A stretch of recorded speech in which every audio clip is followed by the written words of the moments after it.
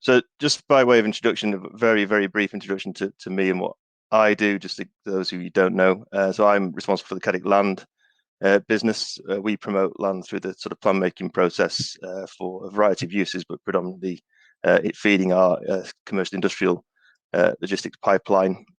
We've got upwards of sort of 16 million square feet of land at various stages of the process at this moment in time. So we're sort of well versed in what's going on in the industry in terms of planning. It's probably important to say that I'm not a planner, so hopefully some of you out there who will be able to help us with exactly that sort of the detail of the chartered planning part of it. But the intention of this session really is to talk about some of the challenges that are facing the sector with respect to planning.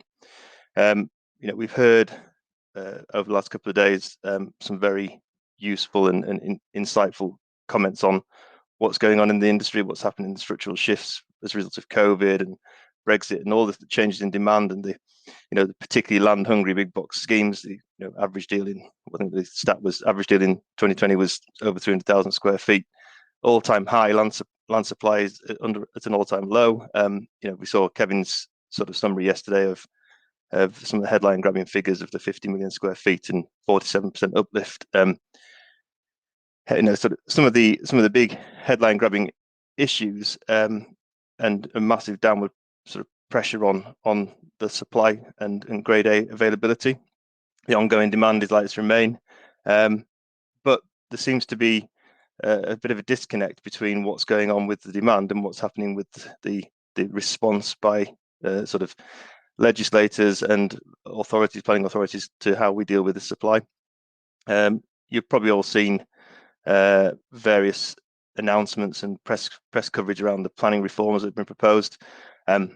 Every single mention of the planning reform seems to be all about 300,000 homes and how that needs to be delivered and the housing delivery test and everything else that goes with that. But there's very scant sort of reference at all in any of this to what happens to employment land and particularly industrial and logistics. If you read some of the stats that people have published recently, things like what Turley's have put out on, if you correlate the number of homes to the number of square feet of industrial we need, that could be 22 million square feet for every 300,000 homes we build. So that isn't an insignificant contribution to the economic recovery that we can make as part of this sector, and that doesn't in itself respond to what's actually happened in changes to demand. So that's just on what the current figures show in terms of number of homes and square feet on historic take up.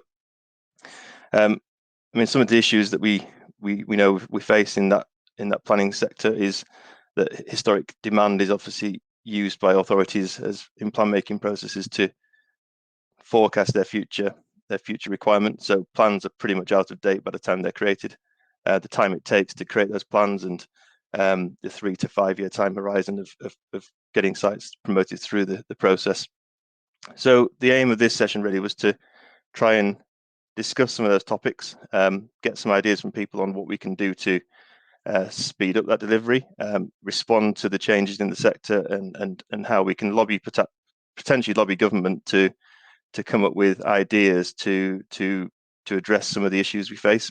Some things could we encourage planning reform, MPPF, could we look at the DCO process, could we improve lobbying? Can we have a lobbying body, for example? The HBF does that very well for housing, and you can see what result that's had on the sort of the response the government has made in terms of its white paper. Could we do the same for industry body for industrial logistics? And could we look at occupier-led approaches? So we've seen that happen in the sector. We've seen people successfully promote sites through the plan with occupiers, or actually go early with very robust planning approaches to get things through that are outside of plan making process, which is ultimately the thing that's holding us back. So hopefully you've heard enough from me. I will hopefully shut up and hear from some other people. But if there's other people who then have some ideas on contributing to that, I'd be very pleased to hear from you. If not, you could get very bored of hearing from me or colleagues of ours on the call. So if I could open that up to anyone who wants to contribute, that would be much appreciated.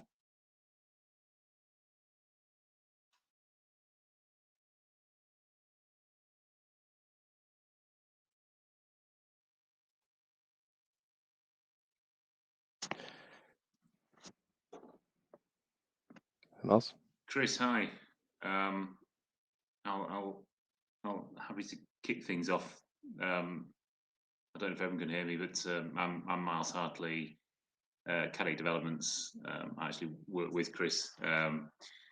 This hasn't been pre-rehearsed, I can assure you. So, thanks for that intro, Chris. Massive range of topics there. I think one of the things on sort of our minds and my mind at the moment is perhaps some of the perceptions around the sector and perhaps misconceptions around what the sector does and the types of jobs that it delivers. And can that, do you think, help educate some of the local authorities to help accelerate some of their plan processes to really the dynamics of the moment, those more local processes to get more land allocated? What's your thoughts on that? Yeah, I mean, I think we've seen politically the sort of attitudes towards industrial and logistics schemes sometimes be sort of negatively received. You know, the economic benefit these schemes bring is huge and undeniable, and you know, I think sometimes that gets overlooked by sort of authorities taking a relatively dim view of what they consider to be low grade jobs and low density employment. And I think that there's quite a lot of work that's required in the industry to re-educate authorities, re-educate the sort of the plan makers to understand that this is actually a new form of provision, and some of the quality of those jobs that are provided in there are much better and wider ranging than maybe given credit for.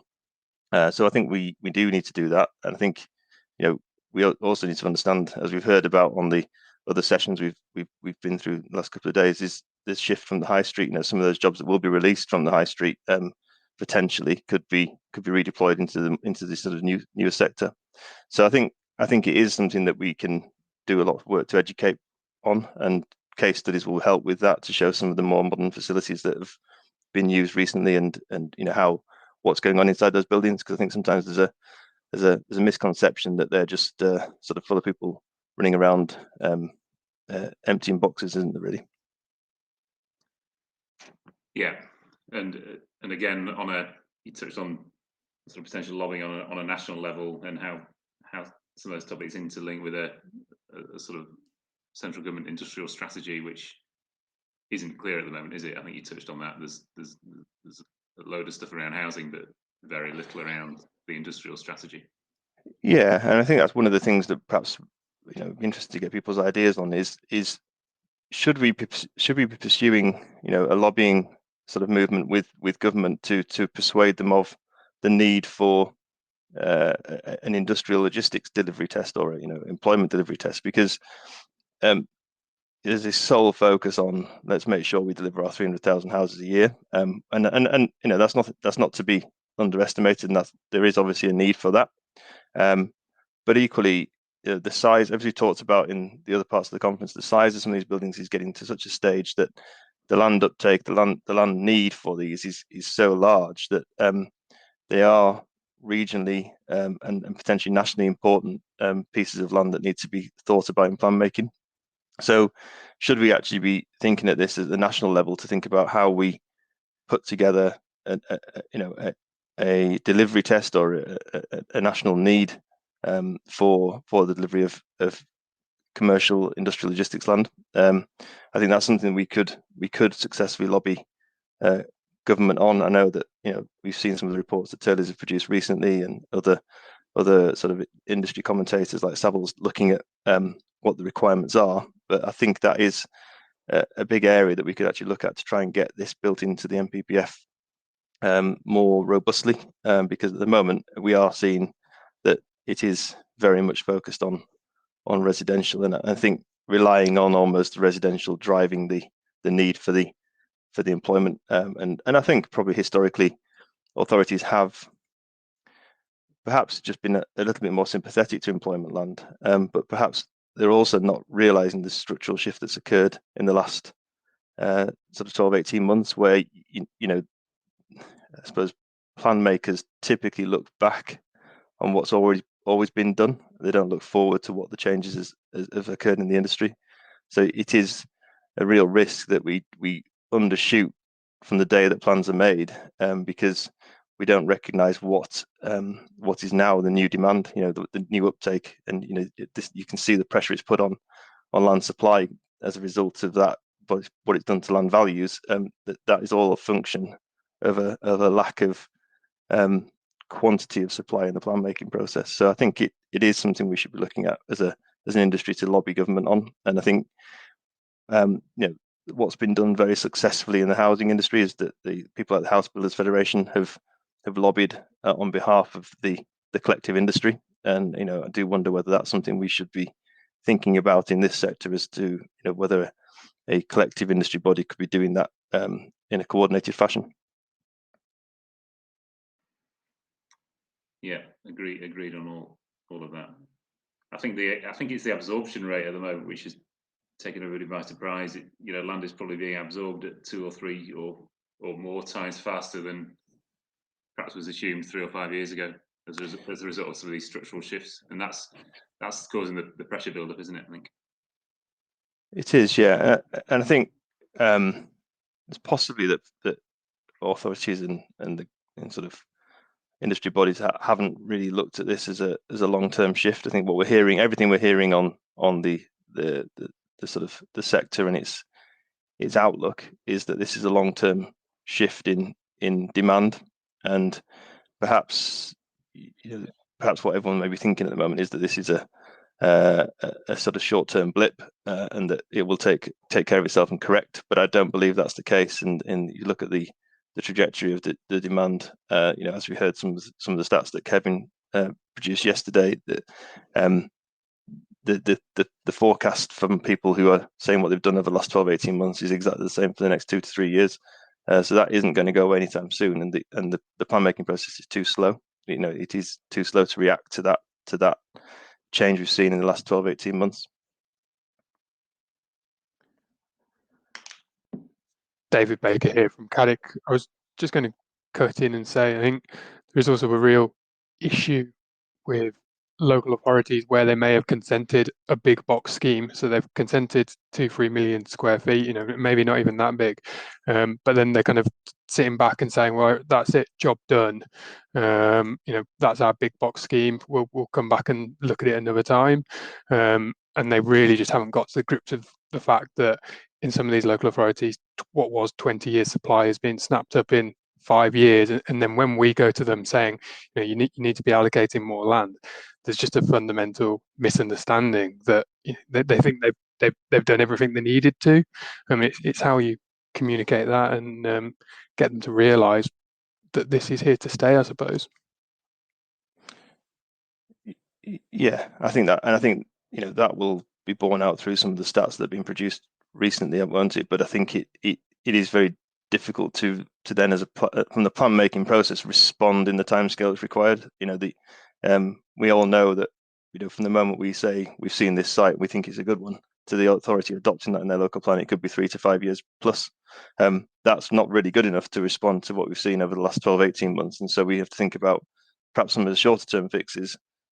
Is that occupier driven? Do we go with more specific schemes with occupiers and try and unlock the land earlier with authorities? But quite often these sites are so large in their nature that they touch into greenbelt and all the issues that go with that. Or do we actually seek some plan reform in the form of national government looking at some of the sort of overarching policy framework to see if they can produce some shorter term fixes? So it's something we do need to think about as an industry. Chris, it's not actually Steve Mills, it's Matt Whiston. I'm here on his behalf today. But I echo all of what you've sort of been touching on there, and about plan making processes and the need for lobbying at a government level. I think for me, the other thing that we're not doing well enough, and maybe because the authorities themselves are sort of blind to the opportunities that they might afford, are using mechanisms like the local development orders to bring forward land that sits outside the plan making processes, as fast tracking, particularly where you've got redundant land or brownfield land that may contribute to sort of this sector in providing land that to bring forward big schemes, bigger box schemes, campus style schemes. I'm not advocating all that Stantec do, but we're involved with several LDO processes on the M5 corridor where we've brought that sort of experience to bear with local authorities to bring land through the system, so that it sort of does fast track that process outside the traditional plan making, subsequent planning application led process. I think special development orders are another area that will need, and indeed DCOs potentially at a national level. So I think all of that needs to be wrapped up in any lobbying to government, linked to the right channel as well to bring forward and sell the economic benefits. Yeah, I agree, and I think those sorts of concepts are all part of the toolbox that we've got available to us to bring them forward. Out with the plan making process. I guess the issue we face as an industry is that every one of those, even in themselves, takes quite a substantial amount of time, doesn't it? And if you're really faced with a short-term need as a large occupier, it's quite challenging to even if you go down that route to be able to bring it forward sooner. Yeah, agree. I guess it helps with the pipeline, doesn't it? But it doesn't deal with the immediacy. That's right. Yeah.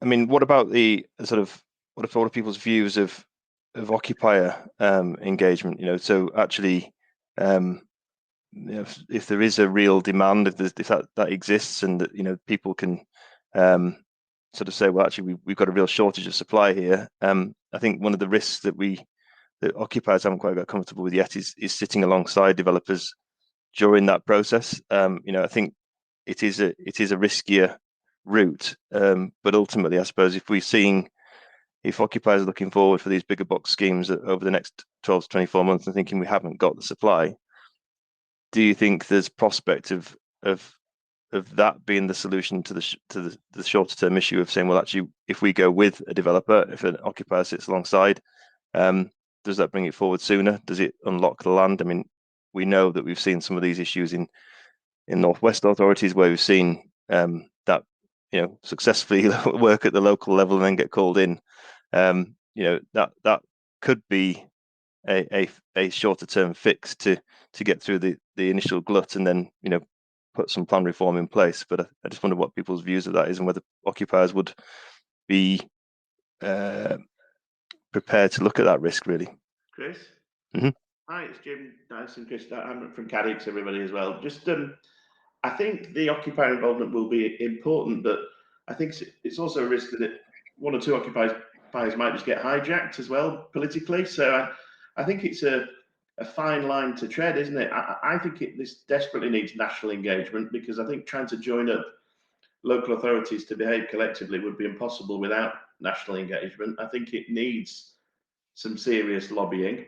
I think we've seen, as Miles described, such an acceleration of take-up and growth in the last couple of years that I think it's taken a lot of people, by surprise. I think a joined-up lobbying approach is the right answer. I am slightly concerned that one or two named occupiers might be misunderstood politically. I think that brings us back to the jobs issue and nature and type of jobs, which I think is misunderstood as well, which was raised earlier by somebody. So I think it needs quite careful planning and careful stitching together, if you like, to get the most out of a decent lobbying exercise, because I think otherwise these things can be fraught with danger that could otherwise be dealt with. So I think tread with caution, but I think it certainly needs that sort of approach, in my view. Yeah, I mean, I think you can kind of see it from the occupier's perspective of the risk is that their eggs are in effectively one basket, aren't they, really? And that if that doesn't succeed, where do they go next? And absolutely need a sort of plan B. But it feels to me that that's the kind of the shorter term solution for those who really do have a genuine need, because there isn't really an alternative way through the plan process to spring sites out that aren't yet in adopted plans, really. I think one of the other things from my perspective is also sort of infrastructure funding and whether the levelling up money is available to help deliver some of these sites. Again, we talk about the big stuff and the sort of larger shed sort of locations and the demand for that, but actually they're also massively intensive in terms of their infrastructure requirements. And I just wondered if anyone had any thoughts on how we, again, maybe it's lobbying, maybe it's engaging with LEPs and funding partners, but are there any ideas out there for bringing forward some of that infrastructure? Sometimes we keep coming back to the same principle of housing, but if you look at what goes on in Homes England and what they do with helping deliver homes and provide that infrastructure funding and support to that industry, should we be pushing for an equivalent type body at a national level rather than leaving it to the local enterprise partnerships, for example, to help fund some of the infrastructure required for these schemes, because they are inevitably going to be very intensive and require a lot of support before they get on site, really.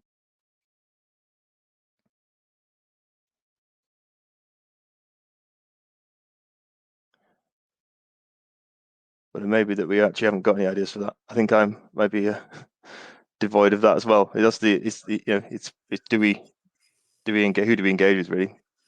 So Matt. I think, Chris, I mean, again, we've had some experience on the big scheme down in Bridgewater, which is Sedgemoor District Council, and that is a full collaboration at sort of all levels, really, because it's got to be developer led.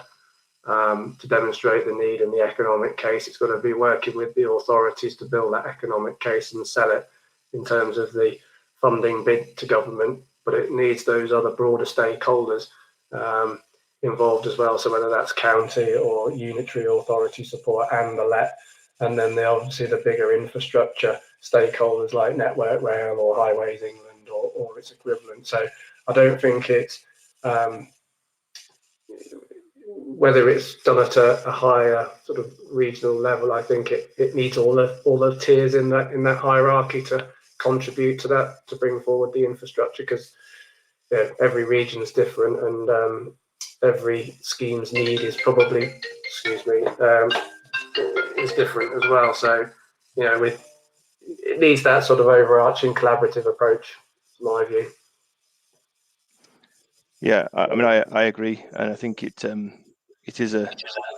fairly big challenge to this part of the, I think almost there's a view that it's commercial development, therefore it will support itself, but actually the economic, I think, as you said there, the economic benefit of some of these schemes is so large that it has a major contributing factor to potential economic recovery as well, and it almost gets forgotten in and amongst delivering 300,000 houses, and the commercial side will take care of itself in a way.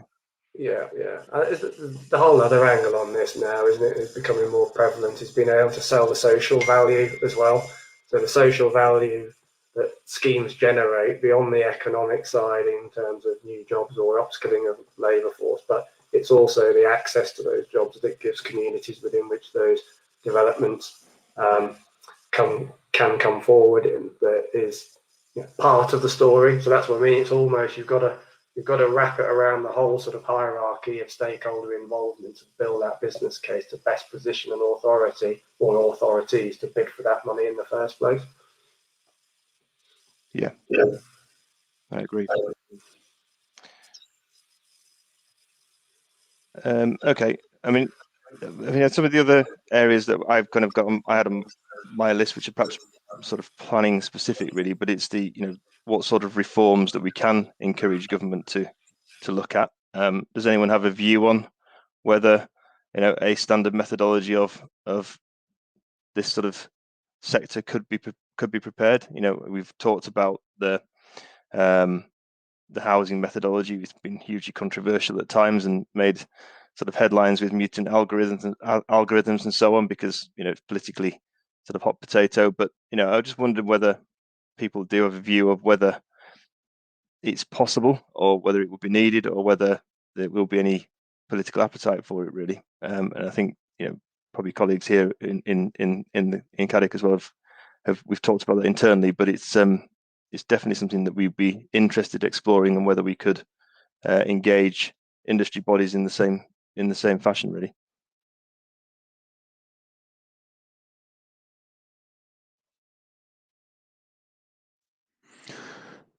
Chris, unless anybody else has any other ideas that they want to chip in, I was just going to say, I think one of the potential dangers of going down that route where we have a standard methodology is something that we've come across in a few locations, where they claim to have a very significant supply of employment land, and just focusing on the area that is allocated for employment land potentially misses the point that they don't have any areas of land that can accommodate a certain size of unit. All of that land might be over very small sites, all located across the authority in very inaccessible places.